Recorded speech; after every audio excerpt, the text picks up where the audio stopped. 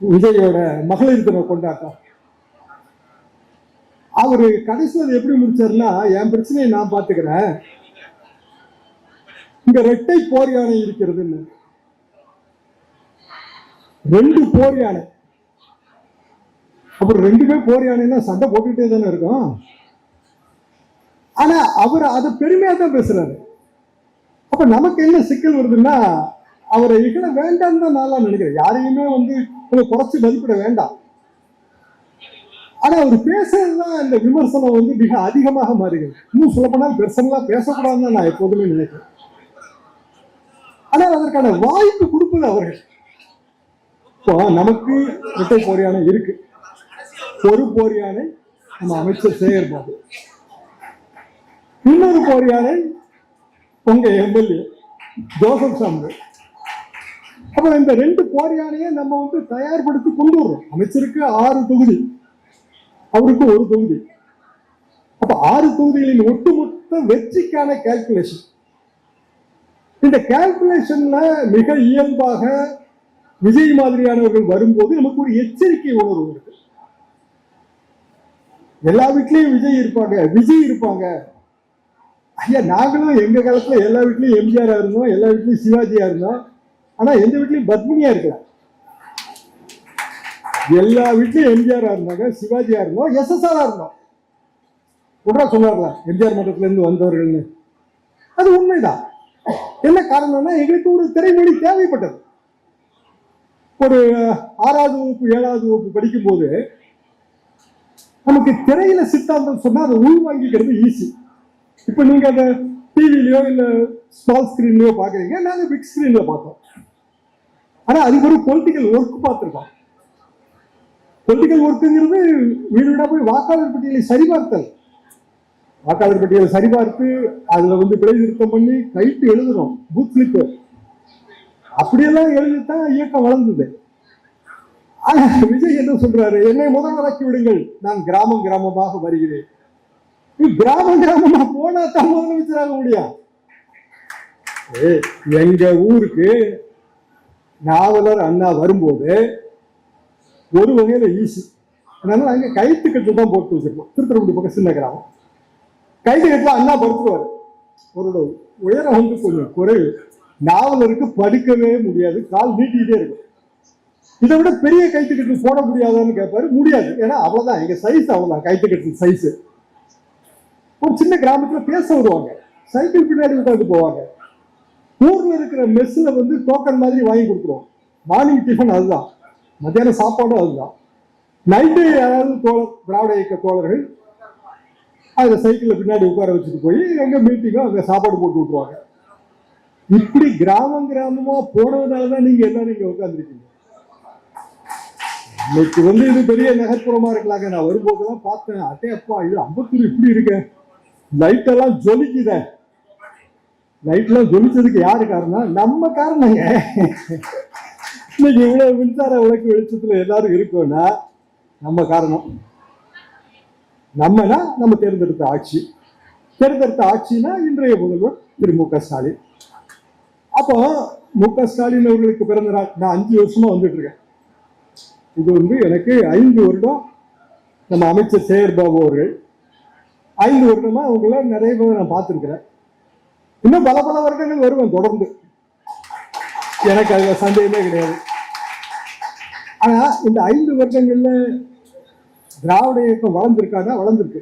எப்படி வளர்ந்துருக்கு அப்படின்னா, அதிமுகவும் திமுகவும் மெர்ஜ் ஆயிடுச்சு. வாஸ்தவமா, அதாவதுங்க 79 எனக்கு first press meet. First press meet என்னன்னா திமுக அதிமுக இணைப்பு. ஃபர்ஸ்ட் பிரஸ் மீட் எத்தனை வருஷத்துக்கு முன்னாடி பாருங்க, 79. பிஜு பட்நாயக் வராரு. அவர் அப்போ ஒரிசால ஒரிசாக்காரர், மத்திய அமைச்சர். இந்திரா காந்தி அம்மா வந்துடக்கூடாது, இதுதான் நோக்கம். நீங்க அண்ணா தனித்தனியா கலைஞரை பார்த்தாரு, ஸ்டாலினை பார்த்தாரு, மணிக்கணும் கலைஞரை பார்த்தாரு, எம்ஜிஆரை பார்த்தாரு. 2 தலைவர்களும் சேப்பாக்கம் கெஸ்ட் ஹவுஸ்ல உட்கார்ந்து அந்த பேட்டிங்க. நாங்க எம்ஜிஆர் மன்றத்தில் இருக்கும்போது உதவி தான் ஓட்டு போட்டோம். அப்ப திமுக தான் எம்ஜிஆர். பொன்ராஜ் எனக்கு கொஞ்சம் ஜூனியர் செட்டு, அதனால அதிமுக பிறந்த பிறகு வந்திருப்பாரு. 72க்கு பிறகு இல்ல அந்த 80களில் ஓட்டு போட்டுருப்பீங்களா? 80-85 போட்டிருப்பாரு. நான் வந்து அப்ப அதுக்கு முன்னாடி இருந்து ஓட்டு போட்டுக்கிட்டே இருக்கிறேன். இப்போ எங்களோட ஆர்வம் வந்து 2 இயக்கமும் இணையணுங்கிறதாங்க. நிஜமாவே சொல்றேன். இப்ப எதுக்கு சண்டை போடுறாங்க? வேண்டியது இல்லை. தீய சக்தி திமுகன்னு சொல்றதுக்கெல்லாம் ரொம்ப மிகப்பெரிய கொழுப்புங்க. எம்ஜிஆர் சொன்னது இல்லைங்க. அத எம்ஜிஆர் அவர்களுக்கும் கலைஞர் அவர்களுக்கும் மனத்தாங்கள். அவர் கலைஞரை தான் சொன்னாரு. எம்ஜிஆர் எப்படி சொல்லுவாரு? அவர் திமுக பொருளாளர், 72 வரைக்கும் பொருளாளர். பொன்ராஜ் சரியா சொன்னாரு. திமுகவும் அண்ணா திமுகவும் இரட்டை குழு துப்பாக்கின்னு 77 சட்டமன்ற பேச்சு. 77 அவ்வளவு பெரிய போராட்டத்துக்கு பிறகு எம்ஜிஆர் முதலமைச்சரான பிறகு திமுகவும் அண்ணா திமுகவும் இரட்டை குழு துப்பாக்கினாரு. இப்போ அது ஒற்றை குழு துப்பாக்கியா மாறிட்டு இருக்கு. ஓபிஎஸ் வந்துட்டாரு. திருமங்கலத்துல இன்னைக்கு மாபெரும் கூட்டம். அமைச்சர் தாமதமா வராரா இல்ல வரமாட்டாருன்னு எனக்கு தெரியல. ஆனா திருமங்கலம் கூட்டம். அப்போ ஓபிஎஸ் முன்னாள் முதல்வர், அவர் அண்ணா திமுக, அவரையே சேர்க்கணும். அதுல ஒரு 3 சீட்டு போகும்ல. போகும்போது நம்ம கட்சிக்காரன் அங்க இருப்பாங்க, அவனுக்கு மனத்தாங்கள் வராதா? ரொம்ப நியாயமான கேள்விதான், இதை நான் மறுக்கவே இல்லை. ஆனால் நிலைமை எப்படி இருக்கு அப்படின்னா, நமக்கு ஒரு ஓட்டு முக்கியம். இல்ல உங்க எம்எல்ஏ ஜெயிச்ச மாதிரி 40,000 ஓட்டு வித்தியாசம் ஜெயிக்கலாம். நான் ஜெயிக்க கூடாதுன்னு சொல்லல. 30,000 40,000 ஜெயிப்பாங்க. ஆனா 5,000 ஓட்டு கீழே நமக்கு எத்தனை தொகுதி போகுது? 40 தொகுதிங்க. 1000 ஓட்டு கீழே வந்து 15 20 தொகுதி போயிடும். அப்போ எல்லா ஓட்டுகளையும் அடைக்கணும். 66 அண்ணா கூட்டம் ஒத்தக்கடை பக்கத்துல. நாங்க காலேஜ் ஸ்டூடெண்ட்ஸ் கூட்டம் கேட்க போறோம். அண்ணா சொல்றாரு, 62 இந்த திமிங்கலத்தை பிடிப்பதற்கு நான் ஒரு வலை விரித்தேன். திமிங்கலம் காங்கிரஸ். ஆனால் வலையில் சில துவாரங்கள். திமிங்கலம் தப்பி விட்டது. 61 மீண்டும் காங்கிரஸ் ஆட்சி வந்துருச்சு. இந்த முறை சரியாக வலை விரித்திருக்கிறேன், எந்த துவாரமும் கிடையாது, திமிங்கலம் தப்பாதுன்னார். அதாவது அந்த கூட்டணி ஃபார்மேஷன். அப்போ அந்த கடமை வந்து தலைவர்களுக்கு வந்துருது. நமக்கு வந்து அதுல கொஞ்சம் மனஸ்தாபங்கள் வரும், வரலன்னு நான் சொல்லவே இல்லை. அப்ப அதை தாண்டித்தான் வந்து அரசியல் இருக்கு. திட்டங்களை பத்தி பொன்ராஜ் சொல்றாரு. நான் எப்பவுமே திட்டங்களை தான் எனக்கு நம்பிக்கை அதிகம். என்ன காரணம்னா, அடுத்த தலைமுறைக்கு நிறைய செய்திகளை சொல்லிட்டு போகிறது இருக்கு. அது மாதிரி நீங்க உங்க குழந்தைகளுக்கு சில செய்திகளை சொல்ல வேண்டியது இருக்கு. ஒருவேளை பார்த்தா இந்த பேச்சை நான் எப்படி ஆரம்பிச்சிருக்கணும்னா, லேட்டஸ்ட் ட்ரெண்ட் படி ப்ரோஸ் அண்ட் சிஸ் அப்படின்னு ஆரம்பிச்சிருக்கணும். ஆனா நம்ம அதுக்கு முன்னாடியே அண்ணன் தம்பி எல்லாம் சொல்லியாச்சு. இப்ப புதுசா வந்து நீங்க இங்கிலீஷ்ல ப்ரோஸ் சிஸ் எல்லாம் சொல்ல வேண்டியதே கிடையாது. நாங்க எங்களோட ஸ்கூல் டேஸ்ல அரசியல்ல தோழர், இது ஒரு தனி வார்த்தைகள். கம்யூனிஸ்ட் வார்த்தை. அண்ணாவே தோழர் அண்ணாதுரைன்னு அடிச்செல்லாம் நாங்கள் நோட்டீஸ் போட்டிருக்கோம். அதுக்கு பிறகு காங்கிரஸ். காங்கிரஸ் வந்து தலைவர் என்ன சொல்லுவாங்க, எல்லாரும் அந்த தலைவர்கள் தான், தப்பு இல்லை. அப்போ அண்ணன் தம்பி அப்படிங்கறதெல்லாம் இயக்கத்துக்குள்ள கொண்டு வந்தது 1950களில். இன்னைக்கு நீங்க அதை ஆங்கிலப்படுத்தி சொல்றதுனால அது புதுமையான வார்த்தையா மாறாது. ஆனாலும் சொல்றாங்க. அப்படி சொல்லும் போது நம்ம நிகழ்தல் தேவைப்படுகிறது என்பது எனது கருத்து. புகழ்தல் மட்டுமே வெற்றியை தேடி தராது, அது சரிதான். இகழ்தல் தேவைப்படுகிறதா இல்லையா? தேவைப்படுகிறது. அரசியல்ல இகழ்தலை நம்ம தவிர்க்க முடியாது. திட்டங்களை நம்ம மக்களுக்கு கொண்டு போய் சேர்க்கணும். ஆனா பெரிய பெரிய திட்டங்கள், அணைக்கட்டு திட்டங்கள், இல்ல பெரிய பெரிய திட்டங்கள், அது மக்களுக்கு போய் அவங்களுக்கு பயனா மாறுறதுக்கு கொள்ள காலம் பிடிக்கும், எக்கச்சக்க டைம் ஆகும். சில திட்டங்கள் நமக்கு உடனடியாக போய் சேருது. அந்த திட்டங்களை நம்ம நிறைவேற்றிட்டு இருக்கிறோம் இல்லையா? இப்போ 2000 ரூபாய், அடுத்த தேர்தல் பிறகு 2000 ரூபாய், ஏற்கனவே 1000 ரூபாய். இன்னைக்கு விஜய் என்ன சொல்றாருன்னா 2500 ரூபாயா? 2500 ரூபாய். 60 வயது வரைக்கும் 2500 ரூபாயா? 60 வயது வரைக்கும் 2500 ரூபாய்னா உண்மையிலே பணம் தேவைப்படுறதே அதுக்கு பின்னாடி. சரி, 2500 ரூபாய் எல்லா மாநிலருக்கும், அதாவது மாநில அரசு மத்திய அரசுல பணி செய்யாதவங்களுக்கு மற்ற எல்லாருக்கும் கொடுக்கட்டும். ஆனால் இயல்பாக இந்த மாதிரியான திட்டங்கள் யாருக்கு போய் சேரணும் அப்படின்னா, ரொம்ப ஏழை எளியவர்களுக்கு, உதவி இல்லாதவர்களுக்கு, முதியோர்களுக்கு. 500 ரூபாய் முதியோர் உதவி தொகைங்க. இப்போ மொத்தமா 2000 ரூபாய் போட்டு விட்டுருக்கு. 2000 ரூபாய் ஏற்கனவே கூட்டணுங்கிற கோரிக்கை இருக்கு. அந்த கோரிக்கையை நோக்கி நம்ம போறோம். அப்போ திட்டங்கள் தீட்டுவது, அறிவிப்பது, இது வந்து தலைமைக்கு அழகா? திட்டங்களை செயல்படுத்துவது அழகா. அப்ப செயல்படுத்தணும் அப்படின்னா அதுக்கான அந்த ப்ரொசீஜர் வேணும் இல்லையா? அந்த இடத்துலதான் முத்துவேல் கருணாநிதி ஸ்டாலின். ஏன்னா 5 ஆண்டு காலகட்டத்தில் வரிசையா நம்ம பார்த்துக்கிட்டே வரோம், நிறைய விஷயங்களை பார்த்துக்கிட்டே வரோம். தேர்தலை ஒட்டிய சில அறிவிப்புகள் அது சரிதான், எல்லா ஆட்சிகளையும் நம்ம தவிர்க்க முடியாது. ஆனா இந்த 5 ஆண்டுகள்ல நான் அரசியல் ரீதியா எப்படி பார்க்கிறேன்னா, சின்ன சின்ன துவாரங்கள் அடைபட்டிருக்கின்றன. அரசியல் துவாரங்கள் அது ரொம்ப முக்கியங்க. இப்போ காங்கிரஸ் கூட்டணி பிரச்சனை எல்லாருக்குமே தெரியும். நானே சொன்னேன், காங்கிரஸ்க்கு இவ்வளவு சீட்டா, எங்க போவாங்க ஆளுகளுக்கு அப்படின்னு நான் நினைச்சேன். உண்மையிலே நினைச்சேன். 28 3 சீட்டு எக்ஸ்ட்ரா. சரி 3 சீட்டு கொடுக்கணுமா? கொடுக்க வேண்டாம் தான், உண்மையிலேயே கொடுக்க வேண்டாம் தான். ஆனா சிக்கல் என்னன்னா, அதுல நமக்கு நஷ்டம் ஆகிற 500,000 ஓட்டு. கன்னியாகுமரி, தூத்துக்குடி பார்டர், திருநெல்வேலி பார்டர், இதில் தாங்க காங்கிரஸ் கட்சிக்கான ஓட்டு வங்கி இருக்கு. பிற இடங்கள்ல ஒரு 2000 3000 அதுதான் இருக்கும். உண்மையிலே அவ்வளவுதான் இருக்கும். தளபதி எம்எல்ஏ சொன்னதுல அது சரிதான், தப்புன்னா நான் சொல்லவே இல்லை. அந்த 2000 3000 வாக்கு தேவைப்படுகிற ஒரு காலத்துல நம்ம இருக்கிறோம். அது மட்டும் இல்ல, அது எப்படி அத்தியாவசியமாகுதுன்னா, ஏதாவது ஒரு வகையில இவ்வளவு தூரம் கஷ்டப்பட்டு எவ்வளவோ போராட்டங்களுக்கு பிறகு, இந்திய போராட்டத்துக்கெல்லாம் பிறகு ஒரு லெவலுக்கு கொண்டு நம்ம தமிழ்நாடு அரசியல நாங்க நிறுத்திருக்கோம். திருப்பி ஏதாவது ஒரு மாய கவர்ச்சியில் அது சிக்கிடக்கூடாது, இந்த இரட்டையானை கவர்ச்சியில் சிக்கக்கூடாதுங்கிறது எங்க கருத்து. அப்போ இந்த 2000 1000 ஓட்டுக்கு நம்ம ஒரு விலை கொடுக்க வேண்டியது இருக்கிறது. அந்த விலை தான் இந்த எக்ஸ்ட்ரா 3 சீட்டு. அதை நம்ம பொருட்படுத்தக்கூடாது என்பது எனது பார்வை. அப்போ காங்கிரஸ் ஒரு சவால் வந்துருச்சு. 25 கொடுத்தது, 18 ஜெயிச்சாங்க. 28 கொடுத்துருக்கோம், 28 ஜெயிக்கணும். அப்பதானே அவங்க வாங்கினதுக்கு அர்த்தமாகும். ஆனா வாய்ப்பு இருக்கு.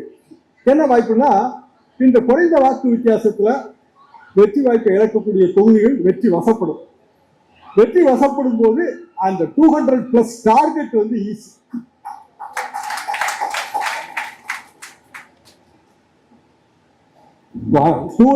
டார்கெட்ல நீங்க ஸ்டார்ட் பண்ணிருக்கீங்க. அது எங்களுக்கு 71 சாத்தியப்படும். 71 பெருந்தலைவர் காமராஜர், ராஜாஜி, ஒரு மாபெரும் கூட்டணி. பிராக்டிக்கலா அந்த கூட்டணிக்கான வெற்றி வாய்ப்பு அதிகம்னு தோணுச்சு. சிவாஜி கூட, சிவாஜி பிரச்சாரங்க, வாக்குரிமைன்னு ஒரு படம் 100 ஊருக்கு போடுவாங்க. அந்த படத்தை பழைய சட்டி யாராவது இருந்தா அதெல்லாம் உங்களுக்கு ஞாபகம் இருக்கும். அப்போ 71 தேர்தலில் எப்படி கட்டமைக்கப்பட்டது, சின்ன சின்ன ஓட்டு வங்கி எல்லாம் அப்போ கலைஞர் ஒருங்கிணைத்தார். காங்கிரஸுக்கு சீட்டே இல்லை, அசம்பிளியில நோ சீட். அதுக்கு பதிலாக பார்லிமெண்ட்ல எக்ஸ்ட்ரா சீட். கூட்டணி ஒர்க் அவுட் ஆச்சு, 200+ வந்துச்சு. அப்போ 200+ வரணும்னா அடிப்படையில ஒரு கூட்டணியை எந்த துவாரமும் இல்லாம கட்டமைக்க வேண்டிய ஒரு கட்டாயம் வந்துருது. இந்த குறிப்பிட்ட இடத்துல கலைஞரோட கூட முத்துவேல் கருணாநிதி ஸ்டாலின் அவர்கள் இன்னமும் கொஞ்சம் ஒரு ஈகிதத்தோட, ஒரு நெகிழ்வுத்தன்மையோட, ஒரு தாய் உள்ளத்தோட செயல்பட்டு இருக்காருன்னா நான் பார்த்தேன்.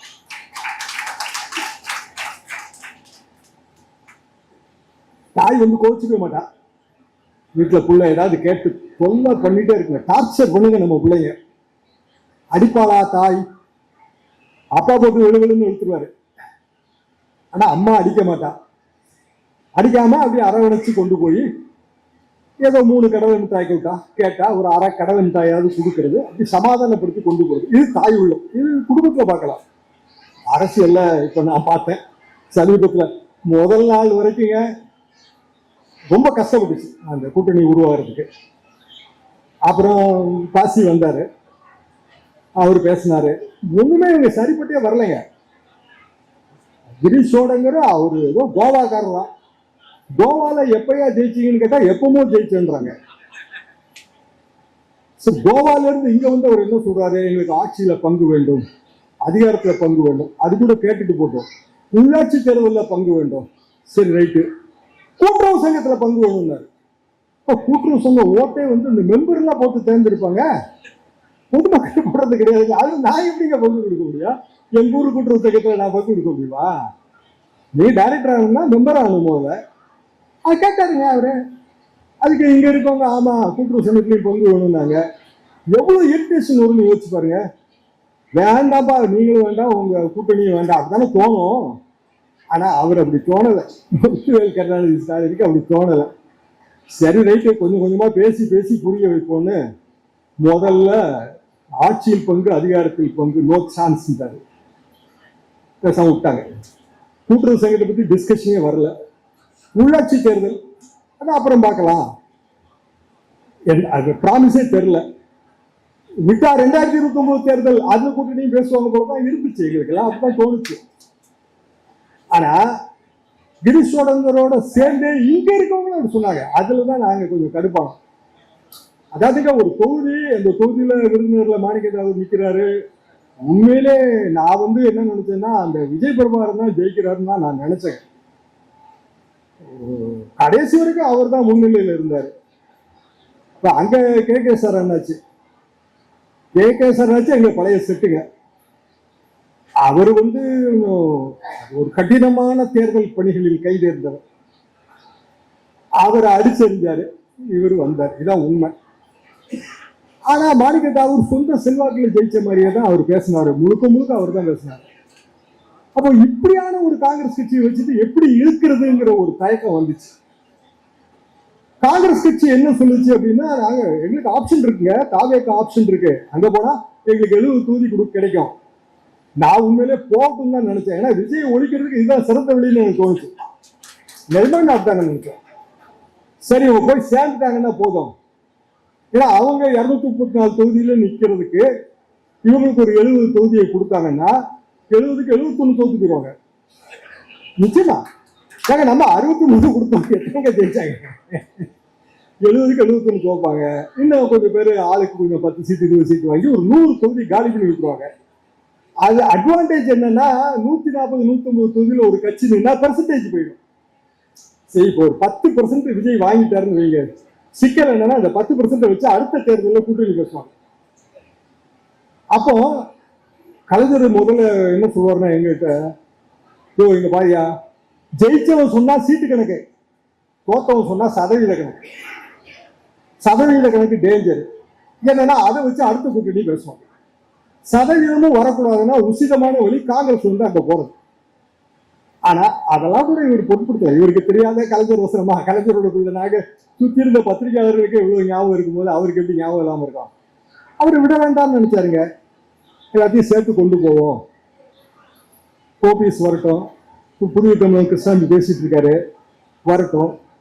அது போக ஒரு சிக்கல் என்னன்னா, கிராமங்கள்ல நமக்கு இருக்கிற ஊழ்ஜாதி, நகர்ப்புறங்கள்ல அது பெருசா தெரியாதுங்க. ஊர்ல கிராமத்துக்காரங்க தான் நீங்க வந்திருப்பீங்கன்னு நினைக்கிறேன். நீங்க எல்லாரும் ஊர்கள்ல இருக்கு. அப்ப இந்த உள்ஜாதிகள்ல ஓட்டு பிரிவு வந்துடக்கூடாது. எங்க தொகுதி ஒரு 1000 ஓட்டுல தான் ஜெயிச்சுது திமுக. உள்ஜாதி ஒரு பிரச்சனை. அப்ப இது எல்லாத்தையும் நம்ம கட்டமைக்கணுங்கிற ஒரு காலத்தின் கட்டாயம் மு.க. ஸ்டாலின் அவர்களுக்கு வந்துவிட்டது. ஒரு காலத்துல நாங்க சர்வே எடுத்து போட்டுட்டு இருந்தோம்.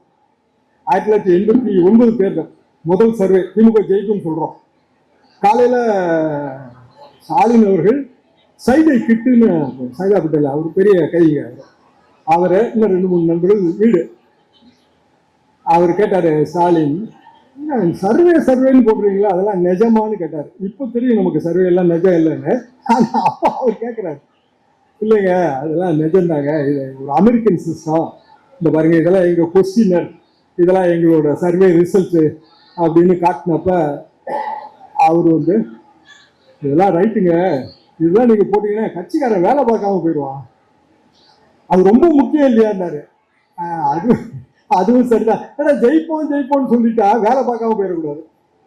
அப்போ நம்ம ராஜாவோட அந்த எச்சரிக்கை அதை நீங்க நினைவில் வச்சுக்கலாம்.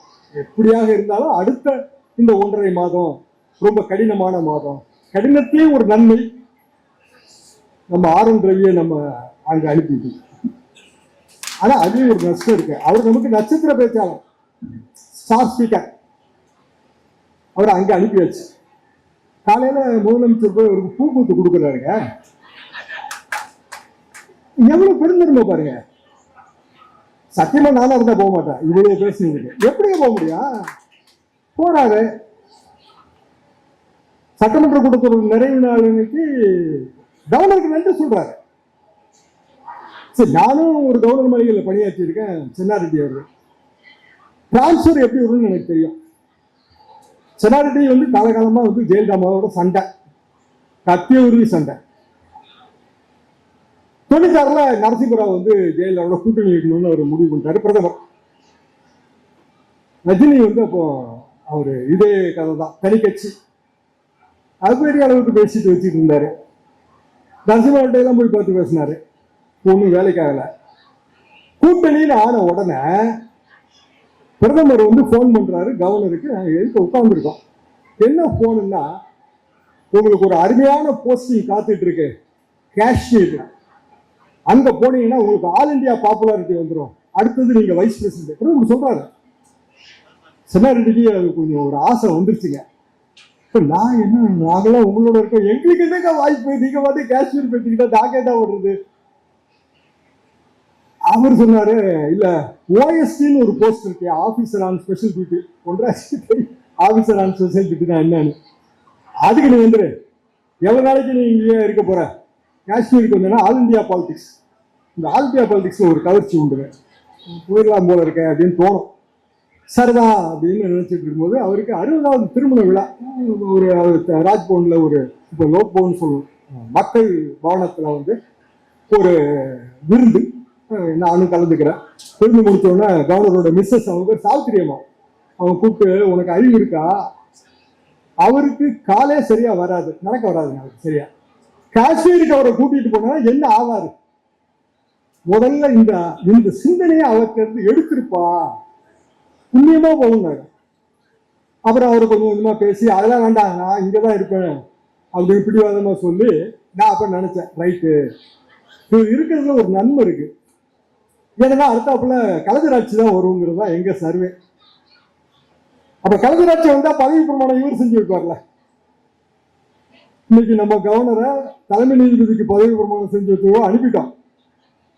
அங்க ஆர்டர் போட்டிருக்காங்க கல்கத்தால, ஜண்டு பாம், அப்புறம் டைகர் பாம், இதெல்லாம் கிலோ கணக்குல எங்கேயாவது கிடைக்குமா? ஏன்னா போய் கொடுக்க போறாருல. கிலோ கணக்குல வாங்கினாதான் மமதாவுக்கு அது கட்டுப்படியாகும். ஆனா மமதா பானர்ஜியோட பாலிடிக்ஸ்ல இவரும் இங்க இருந்தே வாங்கிட்டு போகணும். நம்ம பெருந்தன்மையா நடந்துக்கிட்டோம், கல்கத்தால பெருந்தன்மையா நடக்காது. இவர் அங்க போய் என்ன பாடுபட போறாருன்னு நான் பார்த்துக்கிட்டே இருக்கேன். ரொம்ப கஷ்டப்படுவார். நாகாலத்துல இருந்து அனுப்பும் போதும் அங்க இருக்கிற ஃப்ரெண்ட்ஸ் சொன்னாங்க, இவரு ரொம்ப தேராதுங்க, நாங்கெல்லாம் பிரிவு சார் அவ்வளவுக்கு போகலைங்க, நாங்க இங்க நடத்தவே இல்லை, அதனால அந்த பிரச்சனையும் இல்லை. அப்போ இவரை அங்க அனுப்புறோம். ஆனா டிரான்ஸ்பருக்கு பின்னாடி நோக்கம் இருக்கு. ஏன்னா நான் அதை சென்னாரெட்டி காலத்துல பார்த்தேன். ஜெயலலிதாவோட கூட்டணி அப்படிங்கும் போது சென்னாரெட்டியை கழித்து அனுப்பணும்னு நினைச்சாங்க. இப்போ மம்தாவுக்கு ட்ரபிள் கொடுக்கணும்னு நினைக்கும் போது இவரை அனுப்புறாங்க. இப்ப இதுல பிராக்டிகலா வச்சு பாருங்க, அங்க இருந்தா ஒருத்தர் வந்து டெம்பரரி இன்சார்ஜா இங்க போடுறாங்களே. அப்ப வித்யாசாகர் ராவ் டெம்பரரியா வந்து இங்க என்ன பண்ணாரு? ராஜ்பவன்ல அவரு பஞ்சாயத்து பண்ணாரு. ஓபிசியும் இபிசியும் கை பிடிச்சி கோர்த்து விட்டாரு. ஒரு கை இப்ப நம்மகிட்ட வந்துருச்சு. அப்ப கவர்னர் காலங்காலமா செய்யறதுதான். ஆனா ஆர்.என். ரவி வந்து அவரோட சேவை என்னன்னா, சனாதனங்கிற வார்த்தைக்கு என்ன உண்மையான அர்த்தம், ஏன் நம்ம எதிர்க்கணுங்கிறத சொல்லி கொடுத்தாரு.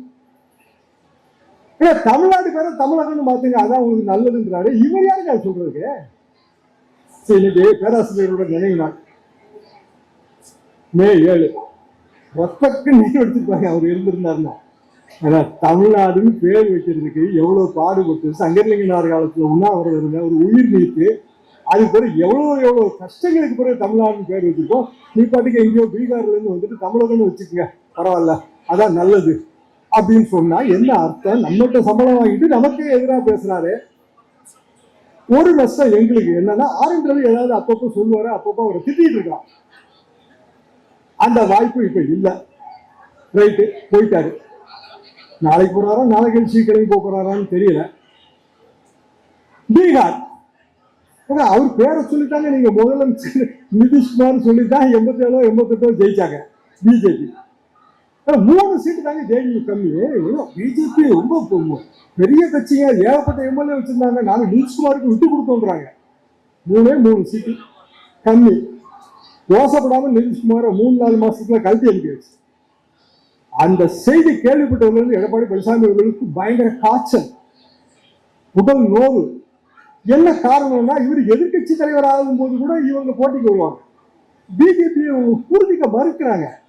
டெல்லி பாலிடிக்ஸ்ல பிஜேபி என்னெல்லாம் பண்ணிச்சுங்கிறது எல்லாருக்குமே தெரியும். இப்படிதான் அவங்க பண்ணுவாங்க. அப்ப இதையெல்லாம் நம்ம முறையிலேயே கிண்டி எறிய வேண்டிய வரலாற்று கடமை நமக்கு இருக்கு. அந்த வரலாற்று கடமையை செய்கிற பணி முத்துவேல் கருணாநிதி ஸ்டாலினுக்கு இருக்கு. அவருக்கு துணை நிற்க வேண்டிய பொறுப்பு உங்க எல்லாருக்கும் இருக்கு. மீண்டும் அடுத்த 15 நாள் சந்திக்கிறேன். நன்றி.